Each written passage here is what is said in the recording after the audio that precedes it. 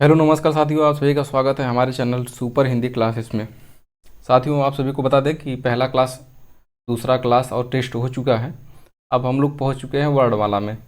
वर्णमाला आज हम पढ़ेंगे, तो चलिए स्टार्ट करते हैं बिना किसी देरी के। तो वर्णमाला में आज पढ़ेंगे वर्ण किसको कहते हैं। ठीक, वर्ण। तो हिंदी भाषा की सबसे छोटी इकाई जो होती है वह ध्वनि या वर्ण है। ठीक, ध्वनि वर्ण का उच्चारित रूप है और वर्ण ध्वनि का लिखित रूप है। ध्वनि का है, वर्ण का उच्चारित रूप है। उच्चारित रूप मतलब कहना या कथित कह सकते हैं इसको। कथित, उच्चारित मतलब कथित होता है। इसका कथित रूप जो है वह ध्वनि का वर्ण कथित रूप है। जैसे कि ध्वनि, मान लीजिए कि आप कुछ बोल दिए, जैसे अ बोल दिए। ठीक, तो अ बोल दिए जो, तो ये मौखिक रूप से अ है, लेकिन लिखित रूप से क्या हो जाएगा, जब इसको इसी को अ लिख देंगे तो ये अ हो जाएगा वर्ण। ठीक, तो इसी बात को इसमें बताया गया है। ठीक, अब यहाँ पे क्या कर रहा है, वर्ण जो है वो ध्वनि का, जैसे अ हम बोल रहे हैं, ये वर्ड है ना, इसको अ बोल रहे हैं, तो अ क्या है, ये ध्वनि रूप है। ठीक, आगे चलते हैं। बता दें, भाषा जो है, भाषा जैसे बोल रहे हैं, ये क्या है, ध्वनि है। ठीक है, ध्वनि का लिखित रूप क्या होता है, वर्ण होता है, जैसे कि मैंने बताया। ठीक है, ध्वनि का लिखित रूप क्या होता है, वर्ण। तो सबसे छोटा क्या होता है, सबसे छोटा होता है वर्ण। वर्ण, वर्ण मिलकर अक्षर, वर्ण को ही क्या कहते हैं, अक्षर। अक्षर से क्या बनता है, शब्द बनता है। शब्द से क्या बनता है, पद बनता है। पद से क्या बनता है, पदबंध बनता है।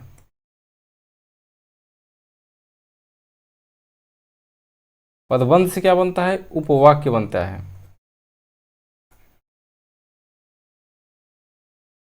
उपवाक्य से क्या होता है, वाक्य बनता है।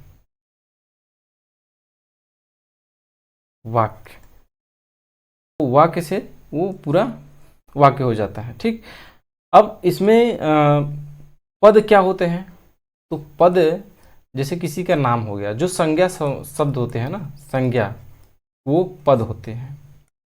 संज्ञा हो गया, सर्वनाम हो गया, संज्ञा सर्वनाम, ये क्या होते हैं, पद होते हैं। ठीक, और शब्द क्या होते हैं, शब्द कोई सार्थक शब्द हो गया, जैसे कि सार्थक ध्वनि की इकाई जो होती है, कोई सार्थक, कोई सार्थक ध्वनि की इकाई, सार्थक, सार्थक ध्वनि की इकाई, ध्वनि की इकाई। अब कहेंगे सार्थक ध्वनि की इकाई क्या होती है, तो सार्थक ध्वनि की इकाई जैसे कि आप ले लीजिए संतरा। संतरा हो गया, तो संतरा यह क्या है, यह एक सार्थक इकाई है। यह एक सार्थक इकाई है, सार्थक इकाई है। ठीक है, जो सबसे छोटी इकाई मानी जाती है, जो सबसे छोटी इकाई मानी जाती है।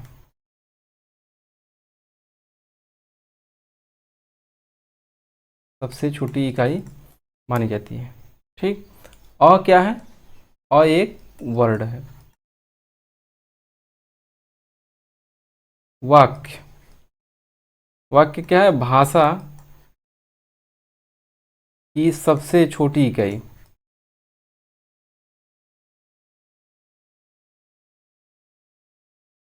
सबसे छोटी इकाई है।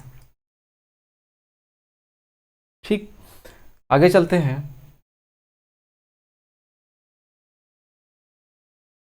वर्ड पे, वर्ड क्या होता है, वर्ड सबसे छोटी ध्वनि है। ठीक, सबसे छोटी ध्वनि है, सबसे छोटी ध्वनि जिसको हम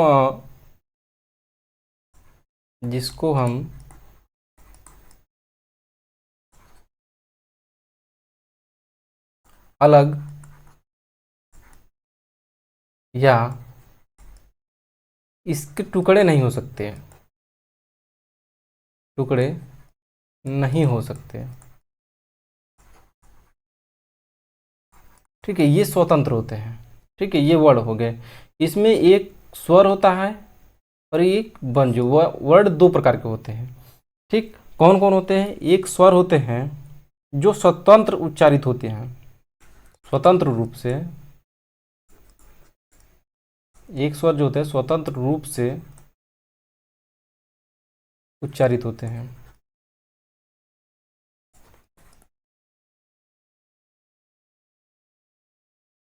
उच्चारित मतलब कथित, स्वतंत्र रूप से बोले जाते हैं। और एक जो व्यंजन होते हैं ये स्वतंत्र रूप से उच्चारित नहीं होते हैं, स्वतंत्र रूप से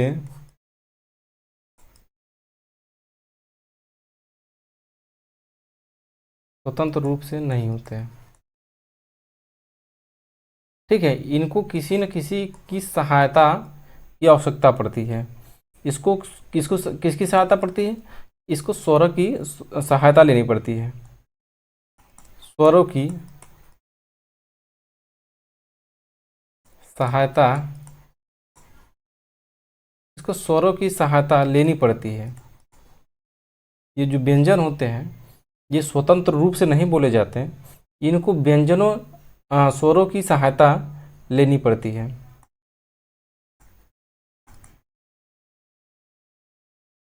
और ये जो स्वर हैं जो स्वतंत्र रूप से उच्चारित होते हैं ये किसी पर निर्भर नहीं होते, ये किसी पर निर्भर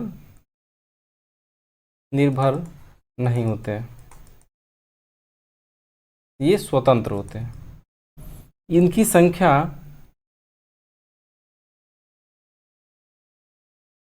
इसकी संख्या लिखित रूप से 13 है, लिखित रूप से 13 है, इनकी संख्या 13 है। दो अयोग वाह है, दो अयोग वाह है। ठीक, दो अयोग वाह है।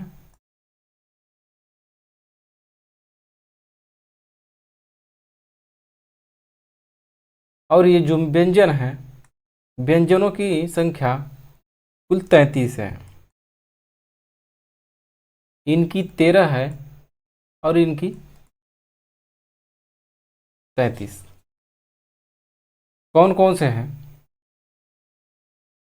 तो कौन कौन से हैं? तो पहला जैसे अ, आ, ई, ई, उ, ऊ, री, ए, ऐ, ओ, औ, अह।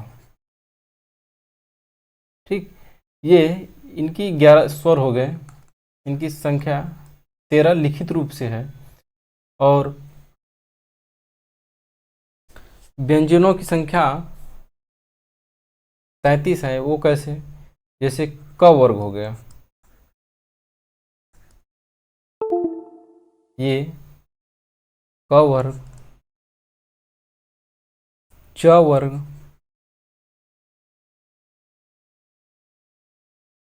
ट वर्ग, त वर्ग और प वर्ग। और अंतस्थ जो होते हैं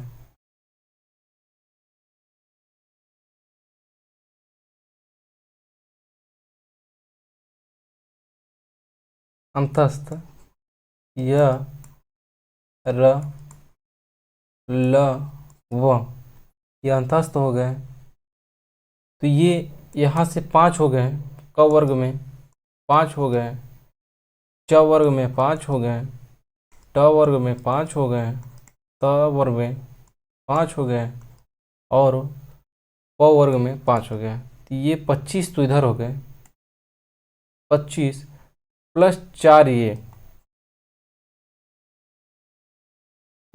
अंतस्थ, ठीक, और 4 उसमें है,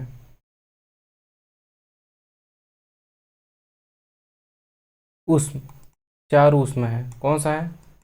स, ह, श, ह, ये 4 है, इधर से है। कितने हो गए? इसको आप जोड़ेंगे, ये 33, 33 हो गए, प्लस 2 आते हैं, उच्छिप्त कहिए, उच्छिप्त, उच्छिप्त या इसी को द्विगुण कहते हैं, द्विगुण,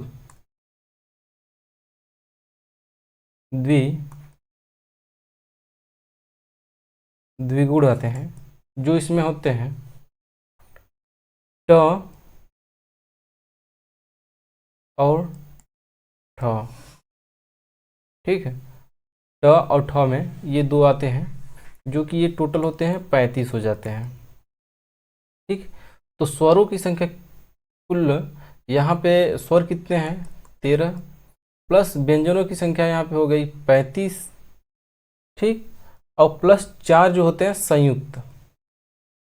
संयुक्त कौन सा होता है यहाँ बता दें आपको? संयुक्त,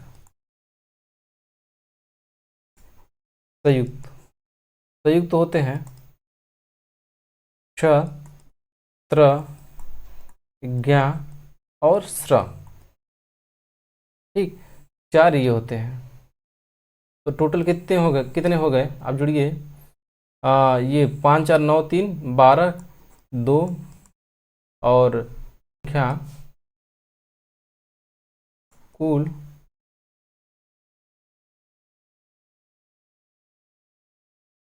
11 है, ठीक है। कुल वर्णों की संख्या 52 है।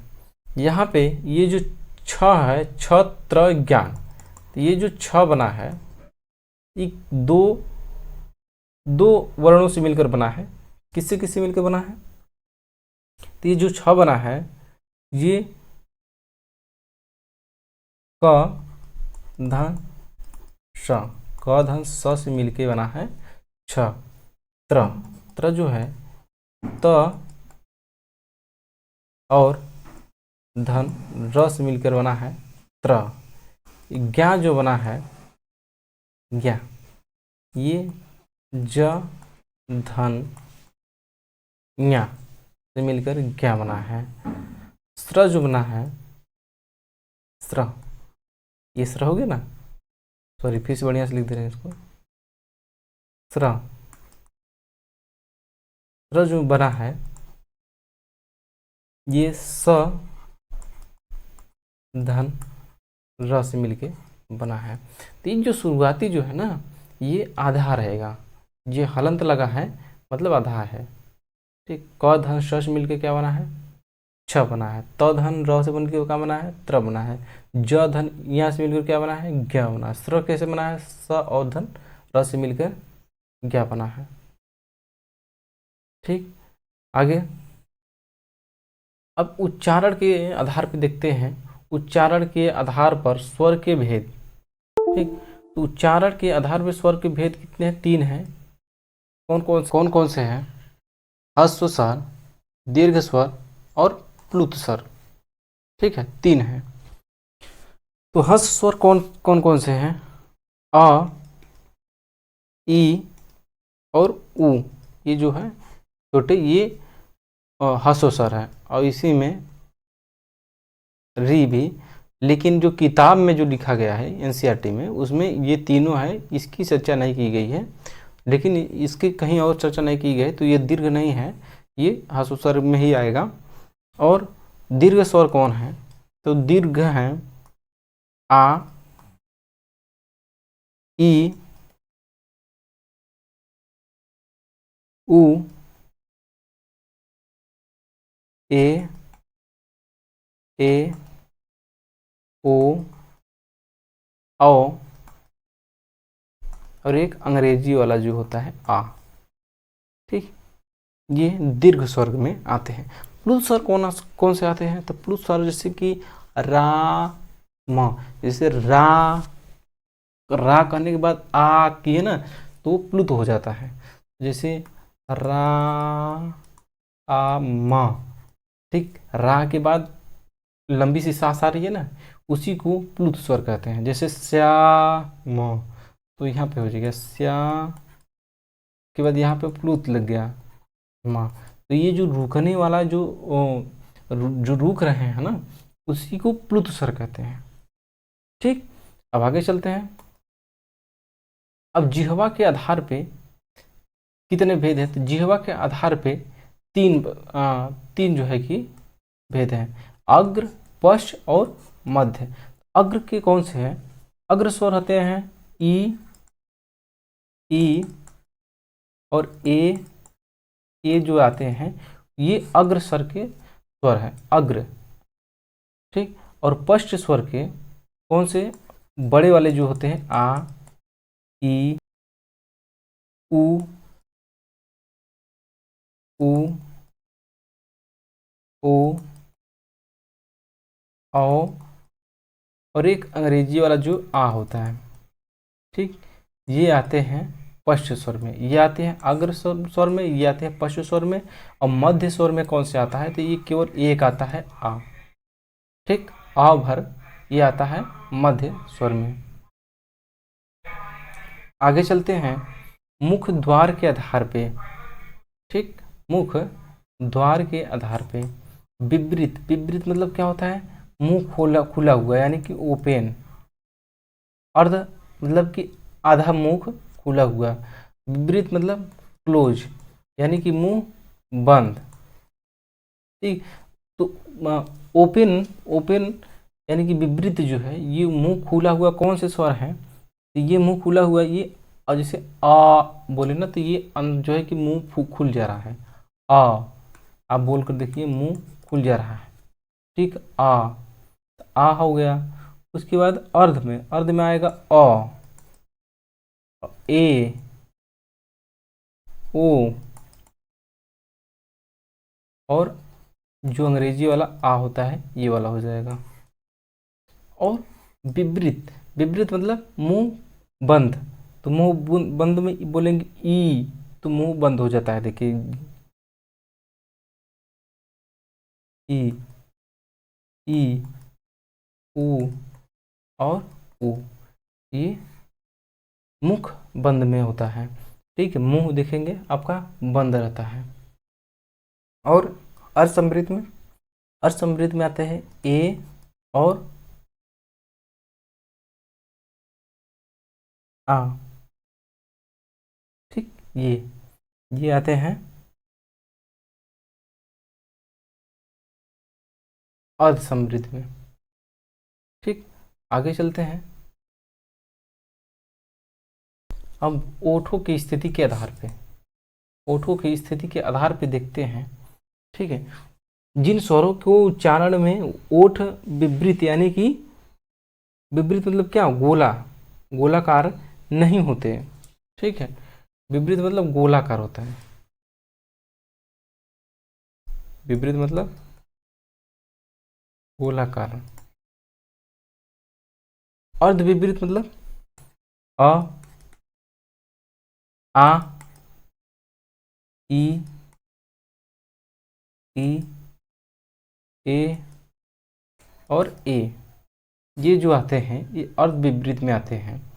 और जो विवृत में आते हैं, जो गोलाकार में आते हैं, जो जिसको बोलते समय मुंह क्या हो जाता है, ये ओठ हो जाते हैं गोलाकार ना। वो कौन कौन से हैं? उ, उ, ओ,